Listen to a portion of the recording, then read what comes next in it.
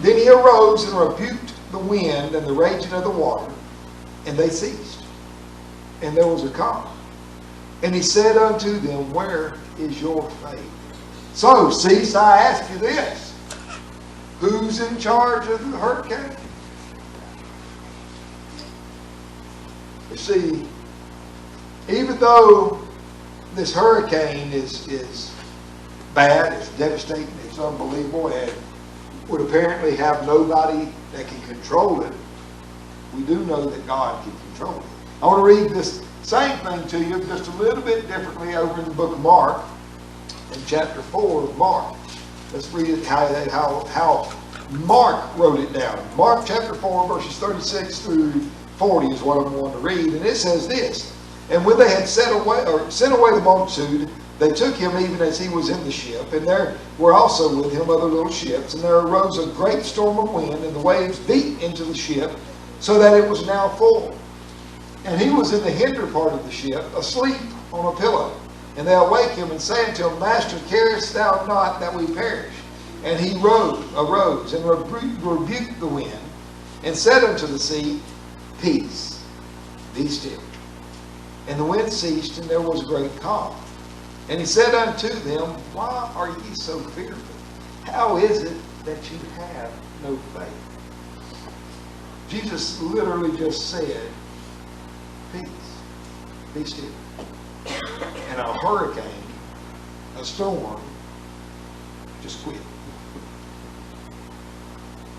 He has power over that storm with his words. Just simply can say. But then the best part of that part is me is, and why do you think he said, why are you so fearful? How is it that you have no faith? Why would he have said that to the disciples? Anybody? But why? Why would he have said that to them? Because really and truly, none of us have much faith. Yeah, but why would he have, what would have, you think, prompted Jesus at that time to say that to them? Probably because they had seen all the miracles he had done, and yet they were still fearful, and yet they were still afraid. So, with that said, it's okay that we get scared about these things and stuff like that, but that's not where we're going at. I'm just saying, I mean, even guys that were in the presence of God alive still lacked faith to understand and believe that Jesus is in control of everything. But anyway, Jesus is in control. God is in control. Right now I'm kind of going through the one that's in control part. Go to and I expect most of y'all are going to know this now because Sister Jessica does a good job with this trivia. Go to the book of Nahum. Where's Nahum at? Yeah, I just read it.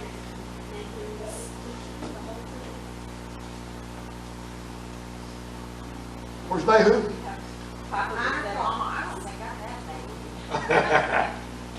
What's the book before Nahum? Micah. What's the book before Micah? No. Okay, what's after Nahum? Okay.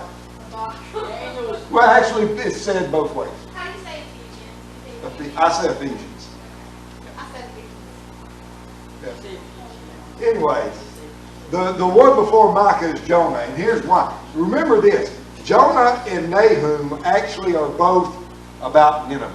So that's how you kind of remember those two books. But anyway, in Nahum chapter 1, verse 3, it says this: the Lord is slow to anger and great in power. How great in power? And will not at all acquit the wicked. In other words, if you don't repent of your sins, you will have to pay for it. The Lord hath his way in the whirlwind and in the storm, and the clouds are the dust of his feet. The clouds, those awful, scary clouds that are flying through down there around that hurricane, it's just the dust of God's feet. That's all. It's just the dust of God's feet. God is still in control. Regardless of everything that's going on, God is still in control. What about another storm? Anybody got any other ideas on storms?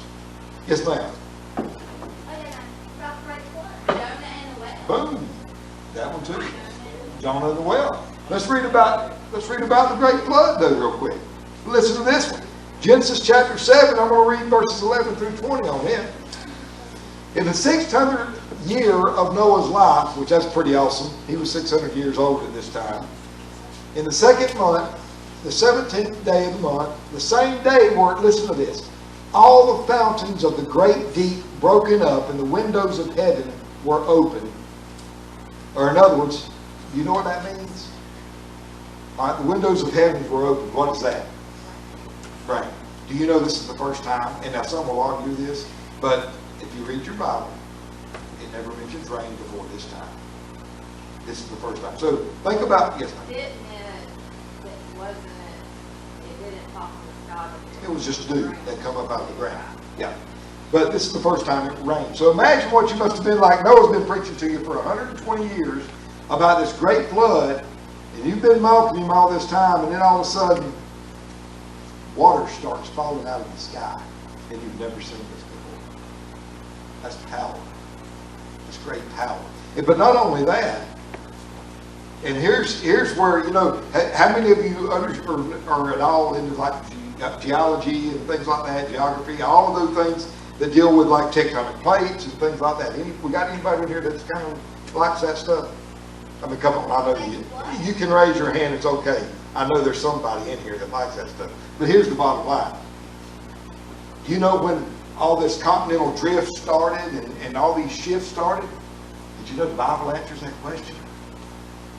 Let me read that part again. It happened at the Tower of Babel. No, that's the languages. That was the flood. The Tower of Babel? No, that was after. Well, guess what? What did it just say? The same day were all the fountains of the great deep broken up. In other words, literally the ground busted open and water just flowed out of it. You want to go learn about the continental divides and what's the name of, what do they call it all? Pangea, yes. Pangea was all one land. And what does it say at the beginning part of Genesis? Where it says, all the dry land was gathered up into one place and all the waters, and that was the separation of the water. So you see, all of that stuff you learn that they try to teach you this way or that way, well, the Bible discusses it and tells us what happened and how it happened. But anyway, again, I went on for the tangent. I do that a lot. But it's good stuff. So anyway, let's keep on reading. And the rain was upon the earth 40 days and 40 nights. In the selfsame day entered Noah, and Shem, and Ham, and Japheth, the sons of Noah, and Noah's wife, and the 3 wives of his sons with them into the ark. They and every beast after his kind, and all the cattle after their kind, and every creeping thing that creepeth upon the earth after his kind, and every fowl after his kind, every bird of every sort. And they went in unto Noah into the ark, 2 and 2 of all flesh, wherein is the breath of life. And they that went in male and female of all flesh, as God had commanded him. Listen, and the Lord shut him in. There's another one. And the flood was 40 days upon the earth, and the waters increased and bare up the ark, and it was lifted up above the earth. And the waters prevailed and were increased greatly upon the earth. And the ark went upon the face of the waters. And the waters prevailed exceedingly upon the earth, and all the high hills that were under the whole heaven were covered. 15 cubits upward did the waters prevail, and the mountains were covered. A few years ago, I covered all of that. And here's what you need to understand, and some will tell you, no, this ain't right either. What's the tallest mountain in the world? No, it sounds like Hawaii. No. Mount Everest. How tall is Mount Everest?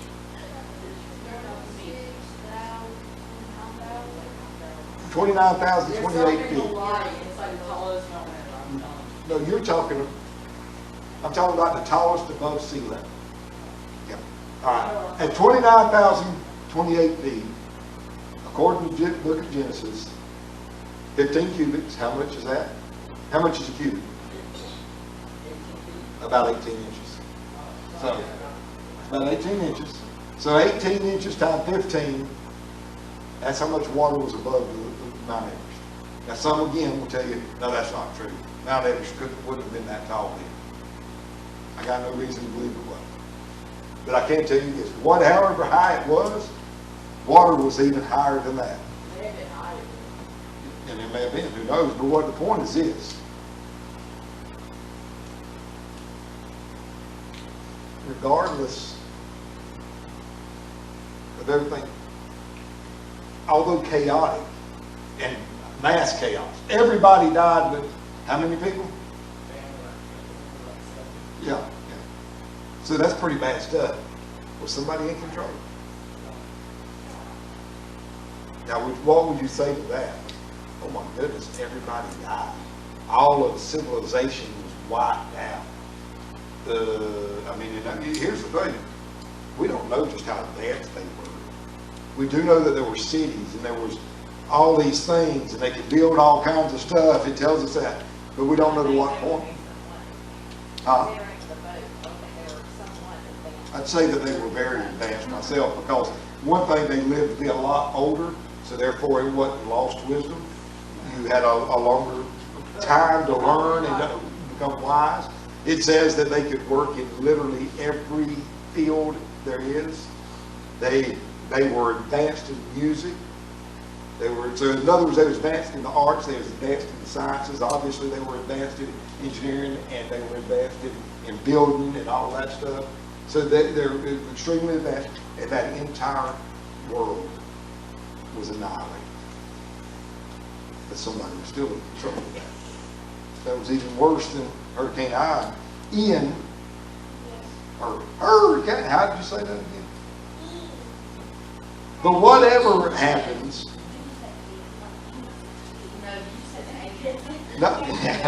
anyway, whatever happens with storms, somebody is in control. Now we'll come back to that guy. Because here's my next little headline was this. Not all storms are followed by the Weather Channel. Some of you may say that's not true. The Weather Channel actually makes up storms to follow. And they do. But not all storms are followed by the Weather Channel. What kind of storm would I be talking about now? The kinds of storms that are not followed by the Weather Channel. Spiritual storms, storms of life, absolutely. Who is a good example of that in the Bible? Job. Thank you. Job went through the worst hurricane of life that you could possibly imagine.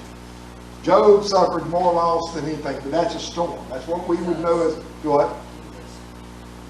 Jesus went through a storm, but he was pretty much in control of that the whole time. Job wasn't in control. He had no control. That's what happens to us as human beings. We can't control those kind of things. Well, I agree. Like, Jesus was in control, but at the same time, he was submissive. He was submissive. I think but he knew his outcome of submissive. And that's the thing. He was in so much control that he still did. Yeah. Why do I need Josh to cue? That's true. I literally, while I was doing this study, was singing that in my head the whole time. Casting crowns, huh?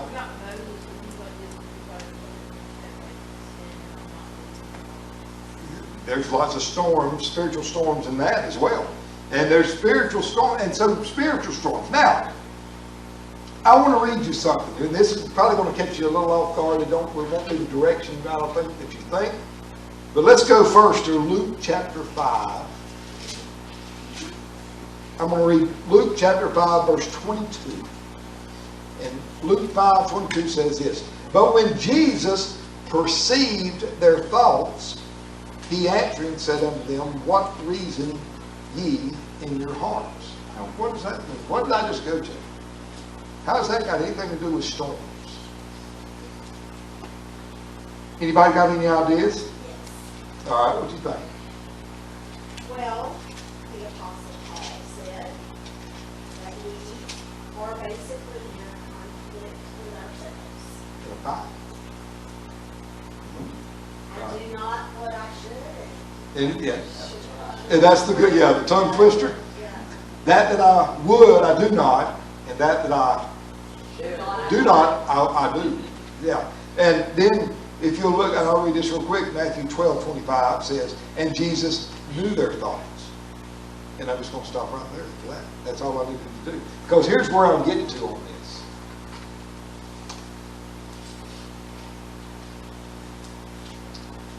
most of the time, we are in a storm of life, a spiritual storm. We have, we'll have these things.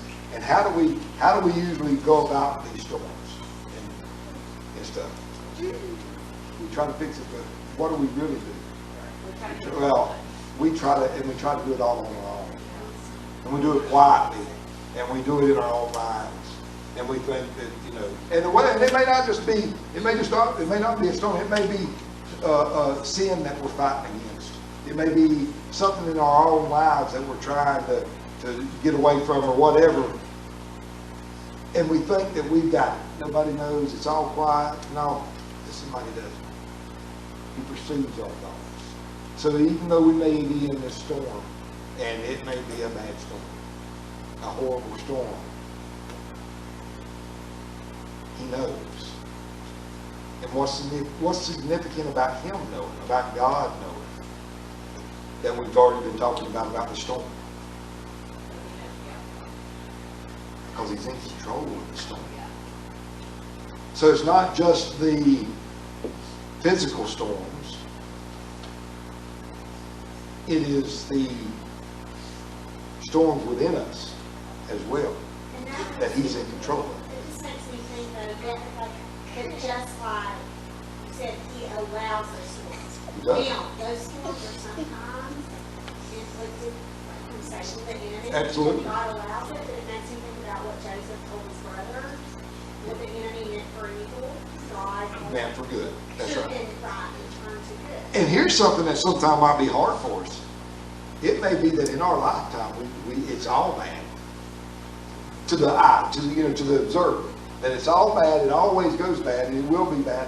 And we may leave this world that way. And it may have been for that good that God was doing somewhere else. Further down. So we do got to, just like in Joseph's case. Joseph was sold into slavery.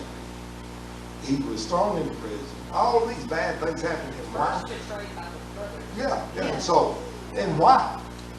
To save, well, no, but the reason was, the actual reason of it was so he could save God's people.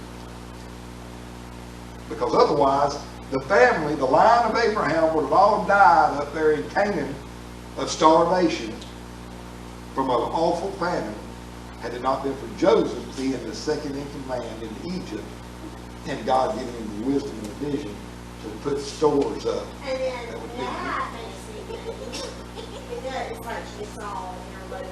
That makes me think of, I think it's Esther. I was about to say Esther. Is she the one that says, She's the one who I was, said she. what's the phrase in the Bible? Was it not I who was chosen or whatever? Yes. She was chosen by God to deliver that story. Yeah, exactly. Yeah, But I wish I could remember the actual phrase. I know what you're talking about, but yeah. If not, if not something, if not kind of that, but anyway. Kind of along like, if not me, then who, or whatever. And then you've also got, you can go into the, was it Jeremiah that was, or who will I send? Send me. Yeah, and all of those, and that kind of stuff. There's reasons for these storms, and there's no doubt about it. And that's why you go back to my favorite verse, Psalms 19:14. Let the words of my mouth be acceptable, absolutely. But more importantly, let the meditation of my heart. Because why? Because God knows my thoughts. God knows the battles, the storms that I'm in. God knows. I'm not on my own with it. I have help. Matter of fact, I need to just give it up. God knows the very things that we think. He knows our what we believe to be our best kept secrets. He knows these things. If He can control winds and waves, think about this now. Physical, actual big waves and heavy wind and high winds and heavy rain and all this stuff. If He controls that. Think about this. How many scientists in this world have created anything that can stop a storm? That many? None. Cannot stop it. Why? I mean, honestly, we're smart people.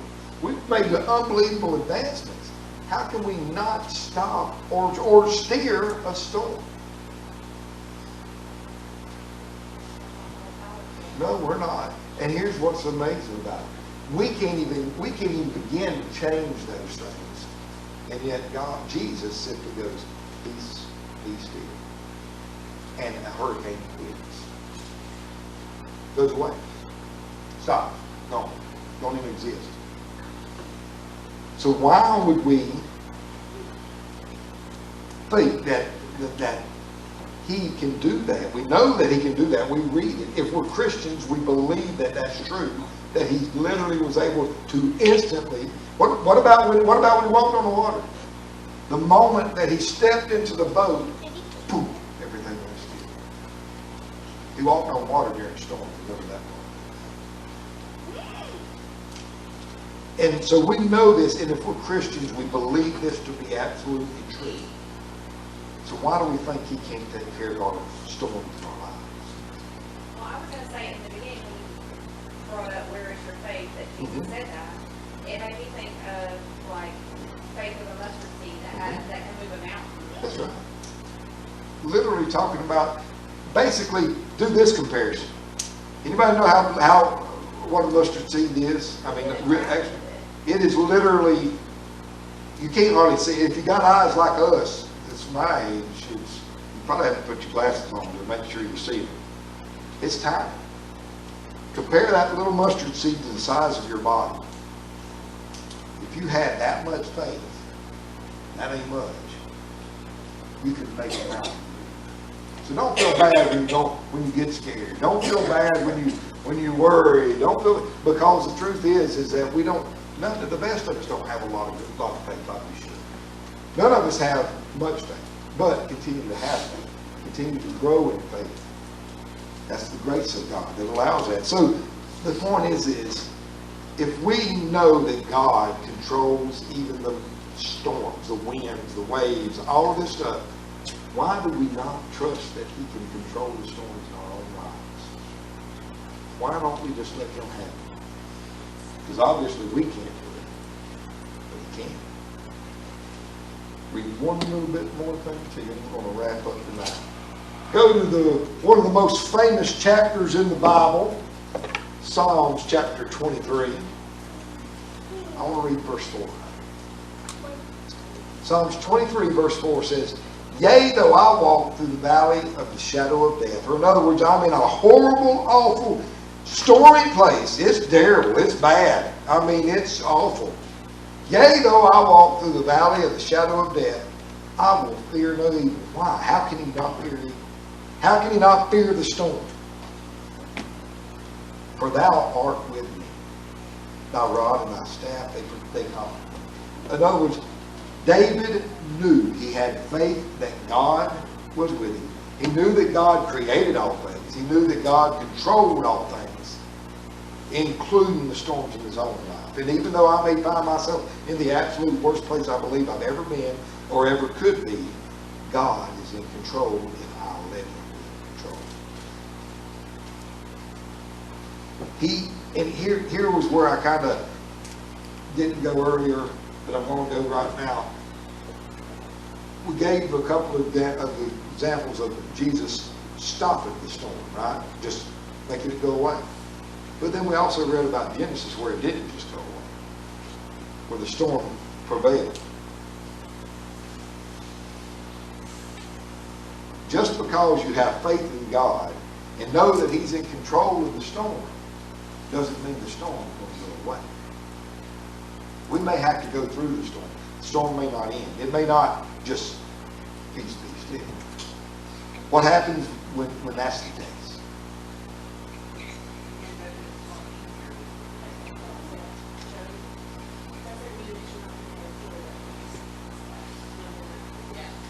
What?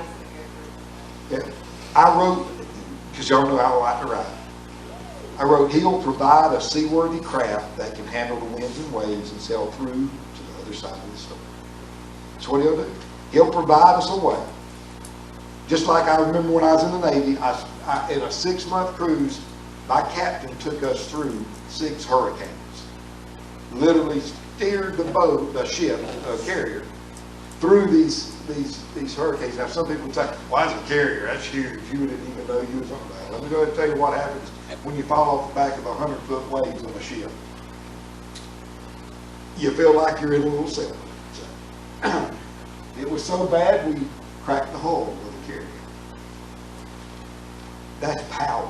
And to see and feel. And here's the thing: when you let God have control of it, and you fear no evil, you get to see even then, even in that storm, the unbelievable power of God. Is the power of creation. Do you know what it's like to sit there and watch 100+ mile an hour winds, or to watch a ship falling off of 100-foot waves? It's awesome. Once you get past the scared part, because when you're scared to death, you can't see what, you can't appreciate it. But once you get past that scared part, you start seeing, wow, this is amazing. This is unbelievably powerful. And then to think, this is the part that really hit me. I'm watching an amazing display of power from His creation. And yet He has control of it. What have I got to do? What have I got to worry about? 2 verses down. The last verse of Psalms 23, verse 6. Surely goodness and mercy shall follow me all the days of my life, and I will dwell in the house of the Lord forever. Y'all, David knew what storms were. He went through a pile of storms. Bad storms. Kind of like Job. And what did Job do? Job still, hey, goodness and mercy follows him. You see, they allowed God to be in control of that storm. God didn't take the storm away, but God gave away through the storm. And they could see the good in the storm. Always look for that good. Give it to God. Hey, if He can control the wind and the waves, I'm pretty sure He can control any storm that is in our lives. Would anybody agree with that at all? Anybody? Anybody? Any questions, comments? Huh? I told you it wasn't very long tonight. Anybody got anything they'd like to add? Or anything else? Nope. We're good? So we no longer have problems with storms anymore, right? Hopefully that's. Especially if not here. I like hopefully. You know what? Where does hope come from? That's right. Can there be hope without Jesus? Not at all. There can be no hope. If you deny God, you have no hope in your life. It's not possible. So you better let God in. All right. Let's go ahead and go with what's next. Oh, prayer request. That's right. You got one? Go right. Huh? Granny and Pa. Yes, ma'am. Oh, and Faith too. Yes, Faith. My brother had surgery. How's he doing? Good. He can't keep up anything. He gets for 10,000 a month. He gets a month after everything. It's like 10, 20, and he has to look this up. That's not. We will pray for him to recover. Yes, ma'am. My grandma got hit by a cow on the leg. Oh, how's she doing? Good. Okay. Still. Yeah, that's smarts.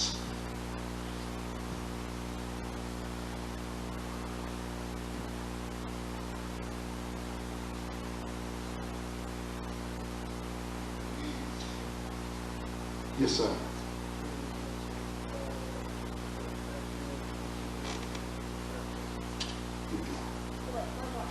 Who? My teacher's one. Oh, what's your teacher's name? Miss Griffin. Donna Griffin. Miss Griffin. Let's remember her. Will, Okay. all those in the way of Hurricane Ian, absolutely. Brent?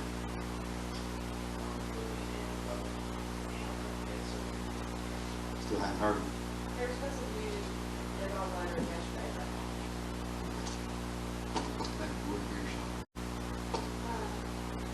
Yes, sir. Absolutely.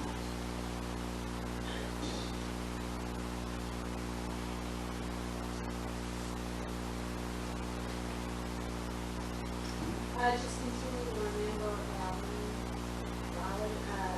They did end up having to take, I think, 2 totals yesterday. But Heather had a really big visit with him last night. She said they just had a really great night. In fact, she said if there was ever a need out, which was last night, they prayed, and she said he knows that he knows that he knows. That, you know, where his attorney lies. And then today, she said I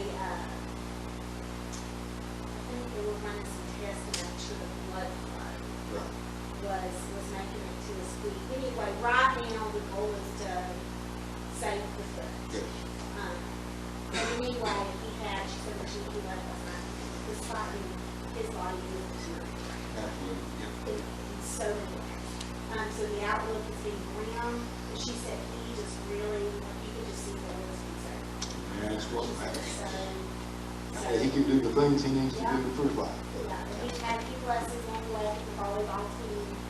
Had done a cake auction and decided to donate to him. That was completely unexpected. And she said that he was just so moved by emotion.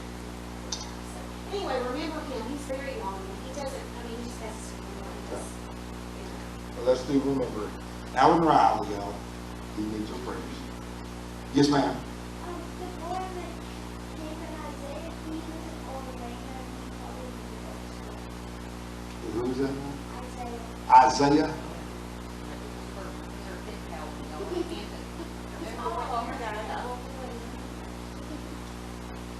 And he's in Orlando, you said? It's on his way there.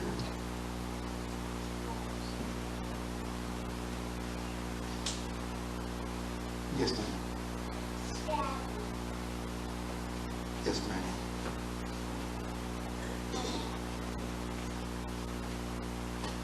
Yes, ma'am.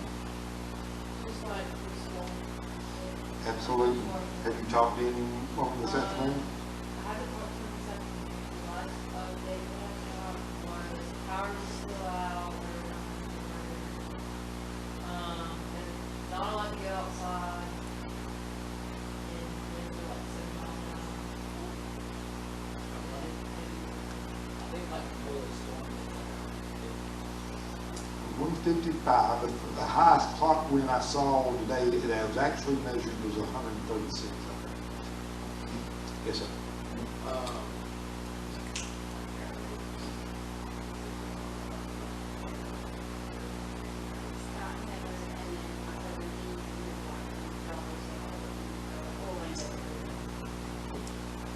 Of course, Scott, Heather, And Bridget had also asked if there's and y'all do with me. Brother Stephen is being put on dialysis now too. So y'all remember Stephen Capps? He's a fine fella. If you don't hadn't had the pleasure of knowing Brother Stephen Capps, he was do anything for anybody. Yes, ma'am. Their lifespan, they have the family living in Tampa,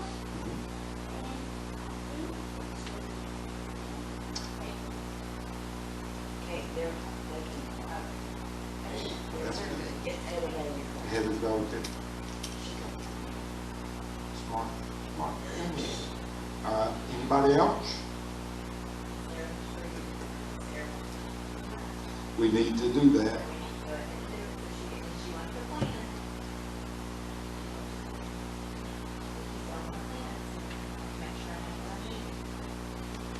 All right, well, why don't y'all get together and pick a night that looks like a good night for us, so. We'll get over there and see Miss Ruby and Miss Sarah. Anybody else? Anybody?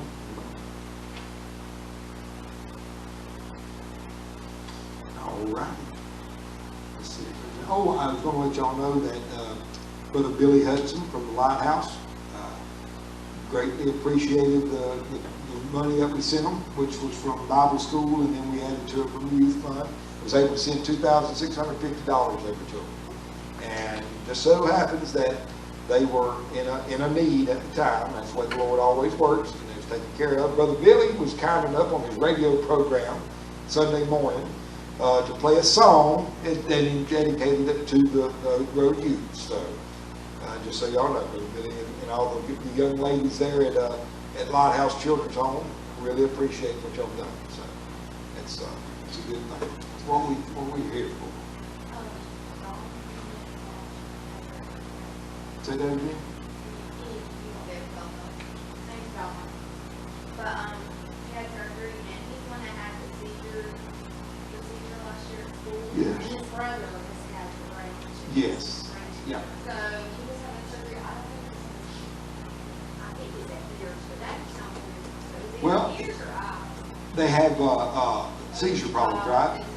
So it could easily be, it could be ears too, though. I mean, right. And I'm not saying it's not eye, but sometimes seizures and stuff can be corrected with some inner ear stuff. So he was having surgery, it was a big surgery too, so. Well, let's remember that. Remember Terry Petty, Terry Petty? Terry Petty, she thinks of me, she had to have it with her surgery. And it ended up being a total group.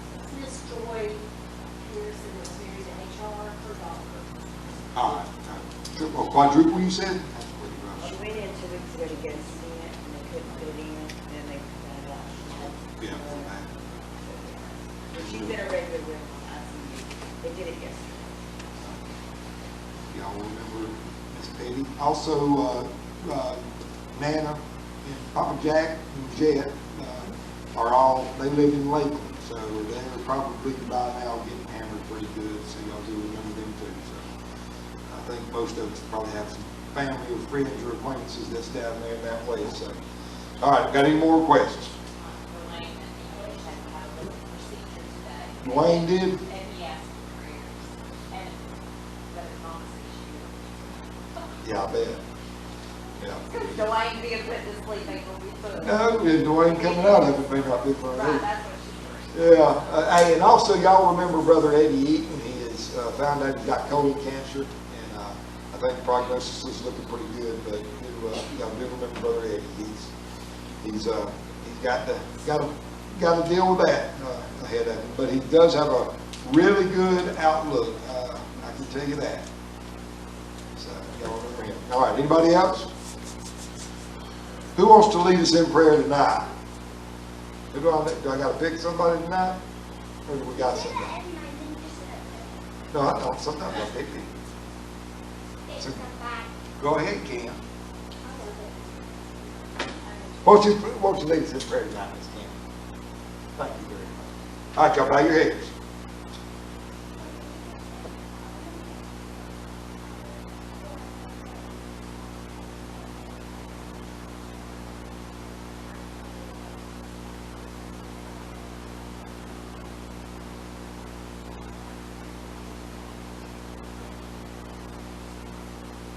Amen. All right. See y'all next time.